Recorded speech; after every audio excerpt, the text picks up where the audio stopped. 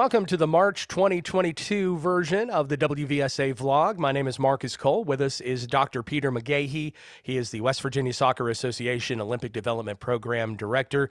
Peter, we just got back from Williamsburg, Virginia recently for the Virginia ODP Friendlies Sub-Regional event. And honestly, in my opinion, a lot of good things came out of this weekend. Would you agree? I absolutely agree, Marcus. And as always, it's great to be here. So thank you very much for having me. Always happy to speak to everybody about the wonderful coaches and West Virginia players that we got to see perform down in West Virginia. So I think it's part of the West Virginia Friendlies are sort of one more step in our preparation for the year that prepares us for the regional tournament in June, gives us another opportunity for our players and our coaches to work together and to play in an exciting new learning environment. And there was lots to celebrate from this past weekend in Virginia. Yeah, I mean, there was so many, and the one thing I really love about this event is there's so many different levels of ODP teams that are there.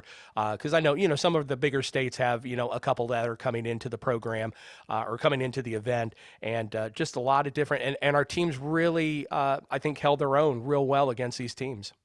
I think it's a place where sometimes with ODP, you always look and say, okay, what is an ODP friendly about? Like, what is a friendlies weekend? Because I think most of our families and parents are really used to sort of a tournament format. You win, you do this, you do that. You have tournaments and standings and brackets and advancing on Sunday, and means everybody gets back even later on Sunday evening for school on Monday morning.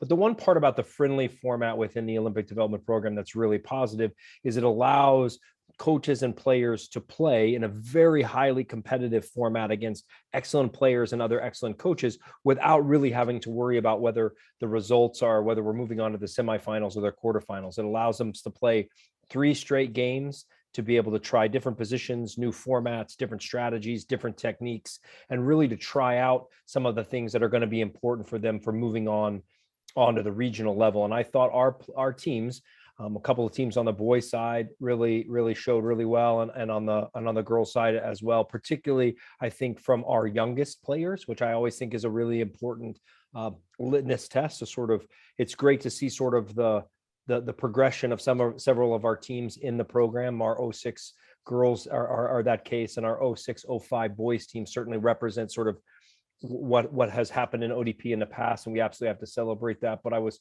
quite excited about some of the things that I was able to observe with our 2010 and 2011 boys and girls program. Those teams and those youngsters are really playing some fine soccer. So what's up next for the ODP players coming forth? We got mini camp coming up in May, don't we? Yeah, I think it's a place where right now they some of it is they get to go back with their teams, right? So ODP is that place where they come into our program, they check in, they participate with us a little bit like in a friendlies event, and then we pass along some words of wisdom and some potential feedback, and then they get to go back into their club environment, Marcus, which I think is such a super important ingredient for the ODP players, is to go back into the club environment and practice and work on sort of some of the knowledge and skills that they've acquired during our friendlies events. And then we get to see them back in May.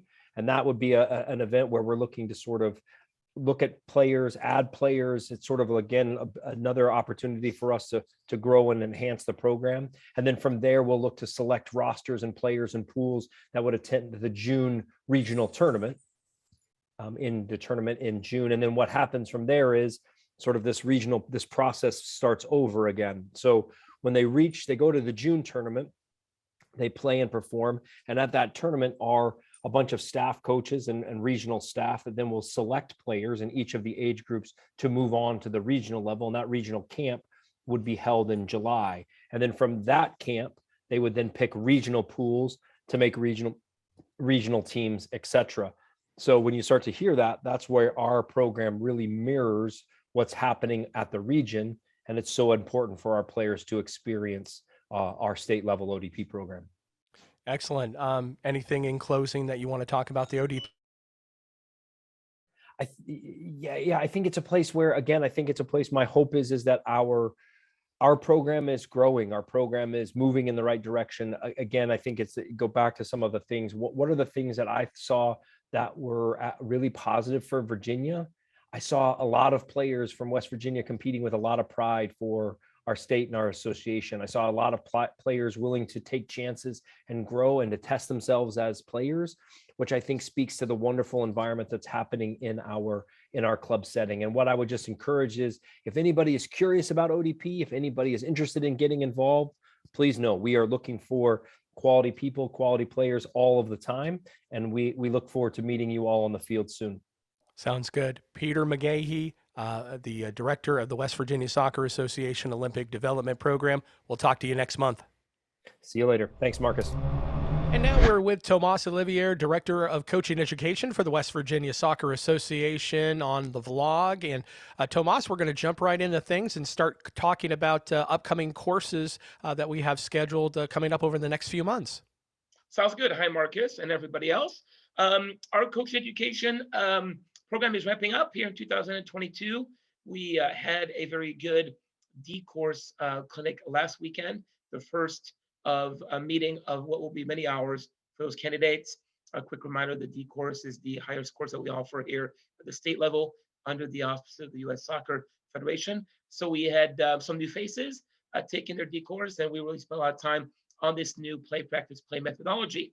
You know, Marcus, one of the things that we've been trying to talk about and talk up, I should say, throughout the state with clubs and leagues, is to get their coaches to give this new PPP, play, practice, play, a try. It's a new methodology that's about 3 years old, under the auspices again of U.S. Soccer Federation. And the methodology is all about trying to give the players in the grassroots environment, kids who are U8, U10, U12, and U14 and older, you know, a really good, conducive environment to grow, to learn, to develop, and of course to have fun. So we've had quite a bit of success going around the state the last few years. Of course, post-pandemic, our numbers have taken a dip. So we're trying in 2022 to get those numbers back up again. We have another course coming up at Shawnee Sports Complex in Dunbar this weekend.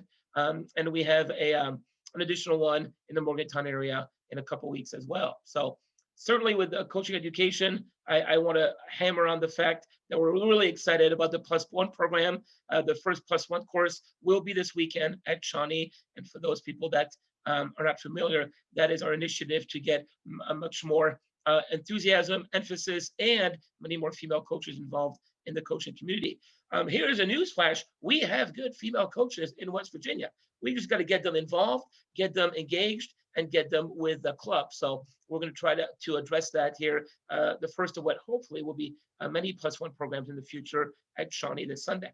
Yeah, we're excited. We've got 5 women that have signed up for the course, and actually, we kind of opened it up. We decided to not necessarily just look for current collegiate soccer players, but also look for any woman that's interested in starting their coaching journey and moving up through the ranks. And we have colleges represented, women's soccer teams represented, West Virginia State University, West Virginia Wesleyan College, WVU Tech, Bluefield State College. So we're pretty excited for that coming up here this weekend. And, you know, and Tomas, you're so right about the play, practice, play. Talking to, we've had Gerard Jones on, who, you know, UEFA A licensed coach, and he's coached with U.S. Soccer Federation. And I mean, he just really just firmly believes in that and has praised it up and down of how much of a difference it could be in your training sessions. It's amazing. Absolutely. It's what we call experiential in nature. So we want the game to be the experience that would be the conduit for the players to enjoy themselves, to get better, to develop, and in training to try things. And an unstructured environment pairs well with a structured environment with training for allowing players to do just that. Excellent. Also, too, we're going to talk a little bit about TOPSoccer. We have a couple of things going on. Why don't you tell us a little bit about that? We do. Thanks to Judy Green, our TOPSoccer administrator and guru that has been around in our state for many, many years. She secured a grant for our state. So we are going to do an online webinar training here in a couple of weeks. I'm sure Marcus will get the information out to clubs that have either shut down or kind of gone dormant for the last few years because of the pandemic. Now they're ready to get it back moving again. So we're going to do an in-person training.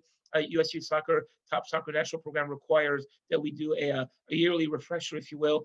And more importantly, I'm happy to announce there are 2 new clubs and 2 new leagues around the state that want to start a TOPSoccer. So we're excited about that. I will hopefully meet one of them this weekend at our AGM in Huntington, and then speak with another one who is a little bit further out and can't make the AGM via a remote process. But we're looking forward to that webinar at the end of the month. Yeah, we'll make sure to have it out on all of our social media platforms as well as our website. We've got it scheduled, and just trying to get through the Hall of Fame here this weekend and everything that goes along with it before we start advertising that. But we'll definitely make sure. So if you're interested in having a TOPSoccer program in your community, I tell you, Tomas, I went to the one just a few years ago in Huntington, and it was the most humbling experience and most joyful experience I've ever seen in soccer. It was just such the purest level of the game, and honestly, the way that it should be. It really is. And, athletes are athletes.